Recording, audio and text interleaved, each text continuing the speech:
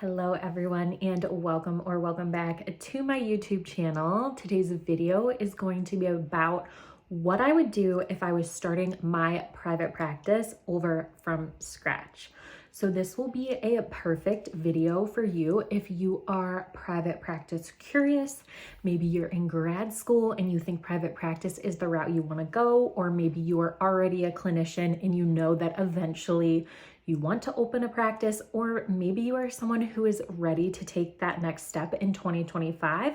I'm going to be giving you very practical advice on what I would do and in what order, because about 4 or 5 years ago, I was in your shoes and I was trying to figure out what I needed to do and when, because when you're building a practice, you're basically building a business from scratch, and we are not taught any of this in grad school. So if that sounds of interest to you, just keep watching. Hello everybody, my name is Allyssa Powers, and I created this YouTube channel to teach you the things that grad school didn't, so you can thrive as a mental health practitioner. And this is definitely a topic that grad school does not teach us about. And honestly, from my own experience, I was very discouraged from going into private practice by my professors and people at my practicum. So I want to be a voice of reason, because private practice is not necessarily something that you have to do down the line. I personally have only ever worked in private practice. I worked in a group practice, and then when I was fully licensed, I started my own private practice myself. So it's not that you can't do it. There are even people who go straight into private practice on their own before they are fully licensed. So I am going to be giving you more of a macro level overview. Every single thing I'm going to mention could honestly be a video within itself, and some of these topics I do have videos about. So I will try to link them up here in the cards. But just know that this video would be quite long if I tried to include too many details, but I am going to give you some really practical steps that you can take if you are private practice curious. So please subscribe, stick around. If you're thinking about private practice, this is the perfect channel for you, because I try to really dive in to what it's actually like in the field and like to be a business owner. So starting off strong, number one thing you need to do before you get into private practice is think about if you want to be a business owner or not. Private practice is basically being a therapist and also being a business owner. So does that sound like something you want to do? Do you want to worry about marketing, SEO, referrals, ethics? Do you want to do the nitty-gritty entrepreneurial side of things? Or would you rather be in private practice and maybe work for a group practice where a lot of those admin and marketing tasks are already taken care of for you? I personally absolutely love the business side of things. I at one point thought maybe I would just open and run a group practice and do more of like the admin stuff completely. But then I decided that I really didn't want to be a group practice owner. But either path is still private practice. This video is specifically about if you're opening your own practice. So I would just think about, do you want to do all of that? And yes, some of it can be outsourced, but I really do believe that most therapists are kind of DIYing this stuff, because we also, unsurprisingly, don't make a ton of money. So, these specialists that do SEO work, website design, marketing are really costly. So, number one, thinking about if you want to be a business owner. Okay, number two, the second step I would take is to create a website and get going with putting content on your website. Now, I know that this can sound like jumping the gun, but honestly, Google likes and favors websites that have a lot of content on them and also have been around for a while. So the only major issue I see with you doing this is that if you are creating a website, then obviously you need to create the name and basically decide, do you want to open a solo practice or do you think that you could someday have a group practice? I will put in the cards a video about naming your private practice that I think I made a couple of years ago at this point. But in essence, if you know you only ever want to have one employee and you have an easy name to say and spell and it's memorable, you can probably just name your business your first and last name. But if you want to be more creative, or maybe you have a business name you've always wanted to use, or maybe you want to keep your options open, then having an actual more businessy name. For instance, my business is called Crooked River Counseling Services, and I did that because at one point I thought I would have a group practice. And I'm still glad with that decision because originally when I started my practice, my maiden last name was extremely difficult to spell. So I already knew that I was not going to be branding myself with my last name. But get going on putting the work into building your website.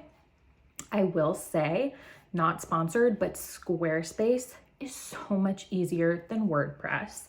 I've done both, and I've done Squarespace more recently for my Allyssa Powers website. It is worlds easier than WordPress. And I also wanted to shout out to my website, which is always linked in the description, but I have an SEO guide that is completely free. I don't even think you have to put your email in to download it.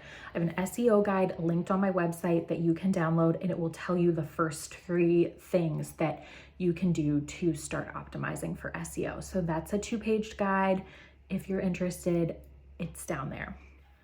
Okay, now number 3 thing you need to think about is, in general, building a network of people that are going to help you on this journey. So people in grad school, professors, site supervisors, things like that, building good relationships with people that are in the field or are eventually going to be in the field can literally make or break your business. Because if you have one good referral source from a friend, that can be absolutely game-changing for your business. So I think thinking of people that down the line you can connect with, or even just having other friends that are interested in private practice so you don't feel so isolated, because it is very isolating to work as a therapist in private practice, but also from a business perspective, it can be super, super isolating. So in the future,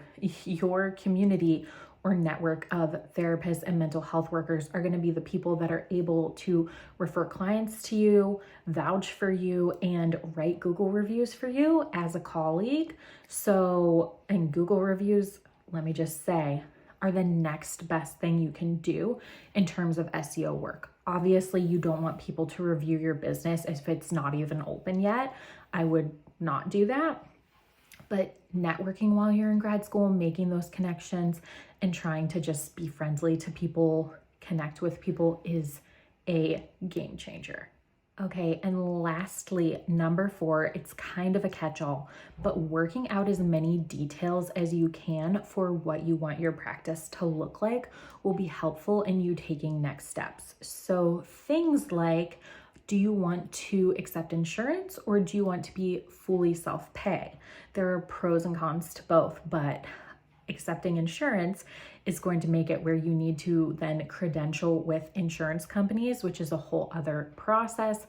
And then if you are going to try and go the fully self-pay route, then you need to really, really niche down and get your marketing on point to your specific demographic. Speaking of niching down, thinking about what clients you want to work with, I always say that no one wants to work with a generalist, everyone wants a specialist. So just saying, hey, I work with depression and anxiety with anyone of any age is not enough to say that you have a specific niche. You need to be more specific than that. So things on my website are that I work with high achiever anxiety, I work with adults with ADHD, I work with college students and young adults, things like that that are really specific. And when someone comes to your website, they read your different service pages and think, oh my gosh, this is perfect for me. That is a huge part of getting self-pay clients. And then thinking about if you want to work remotely, if you have a certain city or town you want to have an office in, those things are going to be a huge part of doing SEO work, because the local SEO is very specific to the state, city, town that you're in. So getting clear on those things, I know can be hard to think about. Some of you might be at a very transitional point in life, but the more you know, the more you can start building a website that is going to serve you in the future.